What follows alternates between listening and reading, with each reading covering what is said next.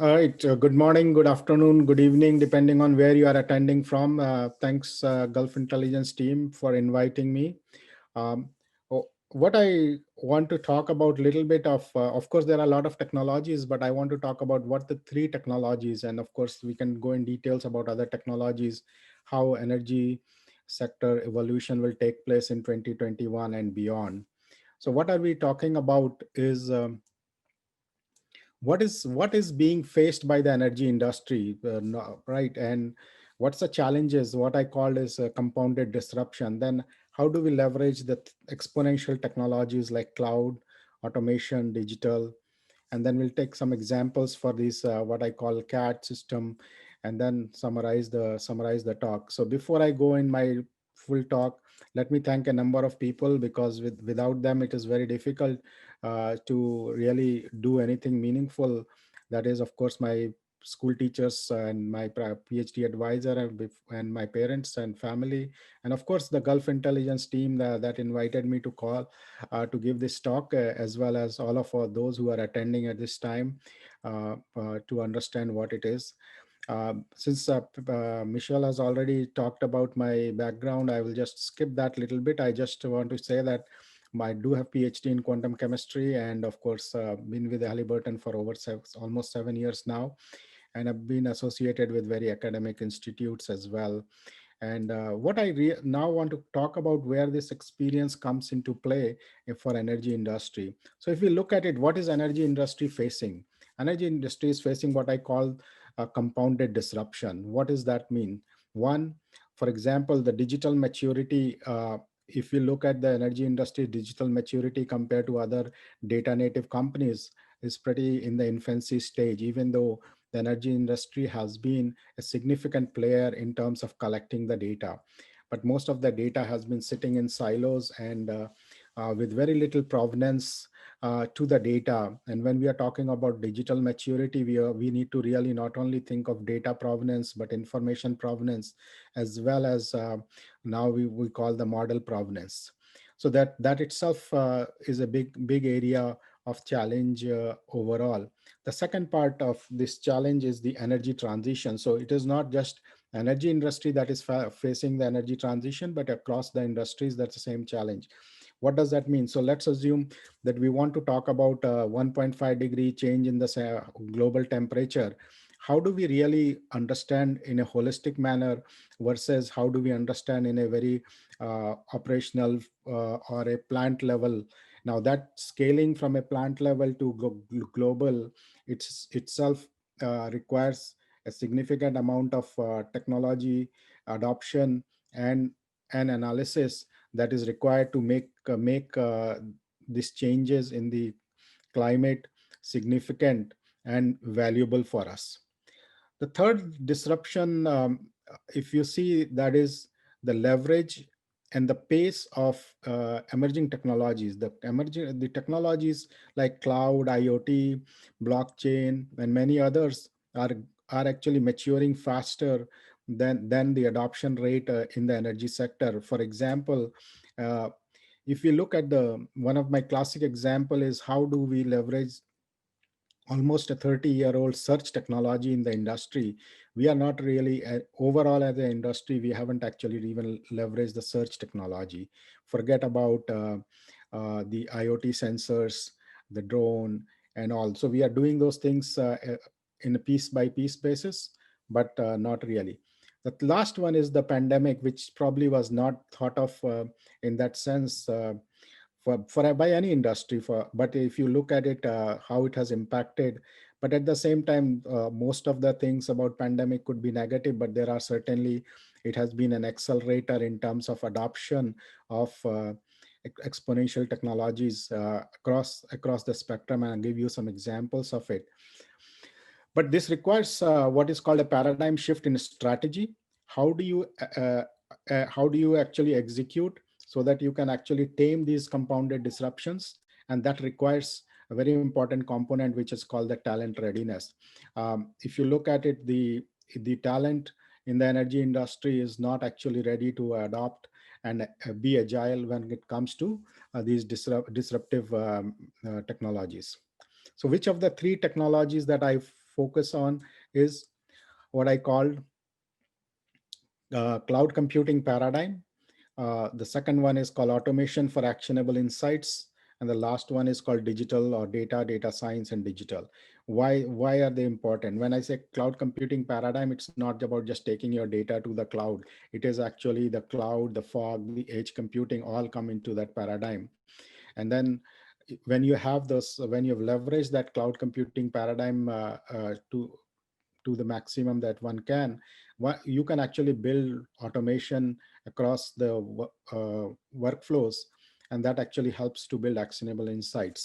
And then but the foundation actually lies in the data and the digital maturity. So for example, just since the pandemic strike, most of the energy industry was still debating about their use of cloud technology.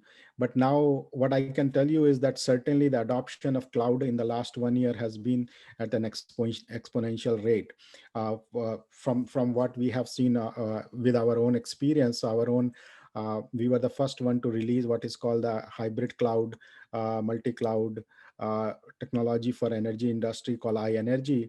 And in the last just what I would say uh, last 1 year, we have seen an exponential growth of it across the world. And this is very important when, because you are talking about cloud hybrid cloud platforms that are essential for pretty much all energy sector.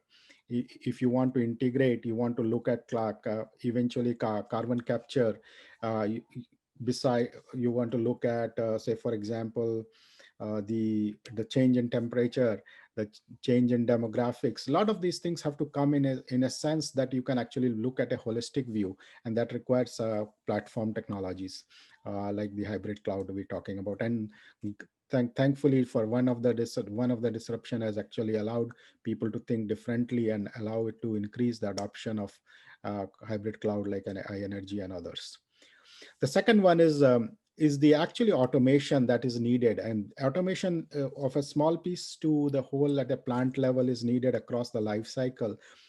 And in order to do that, one actually have to have an integrated view of the whole energy platform. That requires what I call the digital dexterity.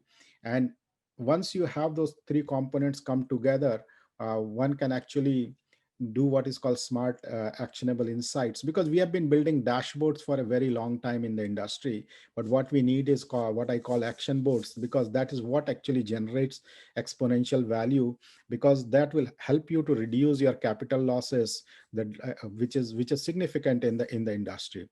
Um, and the last portion is that all those things rely on data. As I said earlier, that data becomes an important component of it. And most of the data in energy industry, I've been for last 5 6 years, I've been talking about it and say it's a dark data. But what we really need to do is, if we want to generate exponential value, the data has to become smart. And that means that requires that we apply data science, artificial intelligence at scale. Here is some examples that we have actually applied over the last few years, and you can see that significant value can be generated just from what I call unstructured data, which is pretty unstructured data, is mostly dark data for most of the industries, including energy industry. But you can actually generate significant amount of savings or revenues through leveraging the unstructured and the dark data. And these are practical examples that how you can do that. But beyond that, what happens is, beyond this, if you look at these three, these three technologies come together to actually change the energy industry, and we can actually tackle some of these challenges in 2021. But with that, I will probably skip the next slide in interest of Q&A. But it requires a lot more technologies to come into play. Well, most of the exponential technologies need to come into play to actually enable us to deal with 2021 plus and beyond challenges. Many of these things I have written, and they are available. Most of the articles are available on the web. Uh, but at the same time, one really need to see that we are in the right time to actually tame these compounded disruptions in the industry. But for that, one really needs to act. That means act in the sense that one has to really be agile and adapt the digital transformation in its true sense. and that requires a change in the mindset, which is called talent transformation, and be technology agnostics. With that, I will hand it over to Michelle for any Q&A. Excellent, Dr. Satyam. Thank you very much for that. I have quite a few questions. At first, unfortunately, we don't have very long. We've only just got under 10 minutes. But my first question would be, talk about applying AI at scale. You say as well, of course, AI is not brand new, but its scalability and its level of sophistication is certainly intensifying. Applying it at scale, what would you say is the top step that energy stakeholders in the US need to make in 2021 to be able to do that? Is it increasing their talent? Is it increasing understanding? Or have we passed that? Are they already up to date? What do you feel?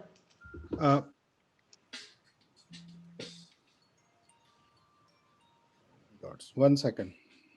Of course, no worries.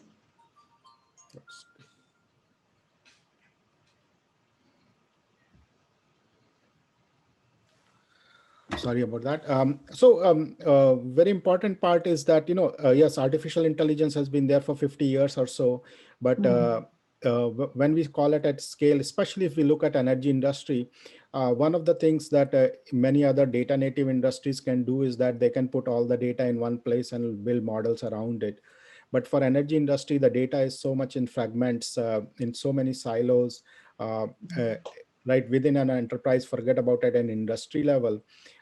One has to actually leverage that into a couple of things. One is, unlike articles that you read about cloud citizen data scientist and cloud data scientist and all those kind of things, that doesn't happen because for energy industry, the domain becomes very important part. So what I say is that contextualized and contextualized solutions are very important for the industry, because it's a very science and engineering based industry, right? And the second part is, these things have to be done in a phased manner, rather than saying, oh, I can dump all the data at one time and build a model.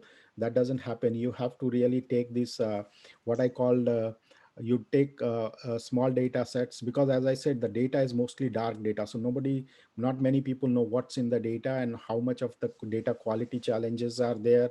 In fact, most of the people you talk to in energy industry, they will say, oh, our data is not of high quality. So how do you then figure out that quality? What will be the impact of that quality on the models that you are going to build? So that's why these things have to be done in a phased manner.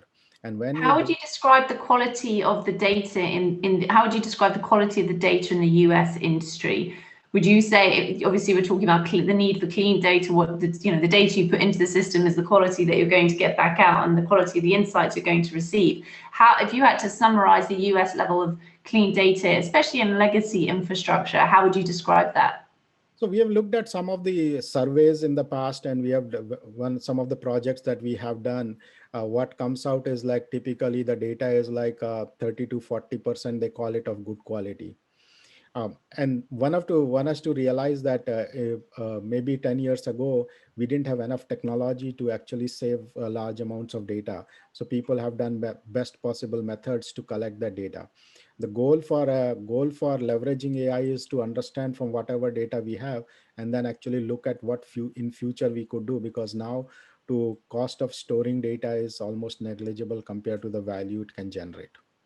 And of course, the cost of fixing it. Absolutely. It's much better just to store it correctly in the first place rather than have these expensive backtracking. Because one can leverage artificial intelligence algorithms for actually even looking at the quality and how what changes can be made. So you can remove the human component where possible. We've got a question from a listener. Thank you very much for that. The question is, are there universal data standards that guide the industry like GAAP? I've just lost my question. There we go. GAAP and IFRS does for accounting. Is there a template to follow? Not really. Not like there are certain templates when the energy industry, especially regulated industries, submit their data to the governmental agency. So there are some standards to that, but that varies from region to region. both from country level to county level to state level, right? But in terms of when it comes to operational data, there are no such standards. There are some standard bodies, especially in oil and gas, that have worked on it. But if you look at the evolution of the IoT sensors around the world, how many IoT sensors people will actually write the data in a way that energy industry needs. They will write in the best possible minimal so-called effort, not in terms of product, but so that it doesn't take too much space for them. So then we have to really leverage the data in whatever shape and form it comes. So in that sense, there are no such guiding principles in terms of operational data across the energy industry. Do you see that being an aspiration for the industry? Do you see it being something that we should be aiming for? That would be, I would say that today computing paradigm is really good, and speed to compute is much faster. So one of the things that we can do is actually learn how to connect any data sets, and that's the key part of the big data technologies, right? You can connect as different kinds of data, do the what is called the data pipelining. If you think, when I say in oil and gas industry, it's a pipeline industry, so we can become better even at data pipelining.